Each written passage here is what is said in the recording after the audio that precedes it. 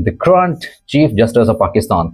पाकिस्तान के मौजूदा chief justice कौन से हैं? जस्टिस याह्या अफरीदी साहब, और ये 26वीं आईनी तरमीम का प्रोडक्ट हैं।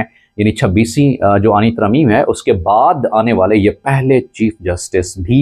इस तरह से ये भी सवाल बन सकता है कि after 26th amendment who is the first chief justice of Pakistan? तो याद रखिएगा जस्टिस याह्या अफरीदी साहब हैं। इनसे ये सवाल बन सकते हैं कि justice Yahya Afridi became the chief justice of Pakistan. ये कब चीफ जस्टिस ऑफ पाकिस्तान बनते हैं? याद रखिएगा 26 अक्टूबर 2024। और फिर ये भी सवाल बन सकता है पाकिस्तान के ये 30वें चीफ जस्टिस हैं। याद रखिएगा पाकिस्तान के ये 30वें चीफ जस्टिस हैं। और फिर ये भी सवाल अपने ज़हन करना है कि इनका टेन्योर 3 साल के लिए है।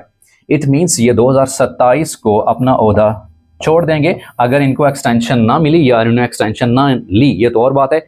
बारकैफ इनका ओहदा जो है वो 2027 तक बतौर चीफ जस्टिस वो ख़त्म हो जाएगा। बतौर जस्टिस वो काम करना चाहें 2030 तक ये कर सकते हैं।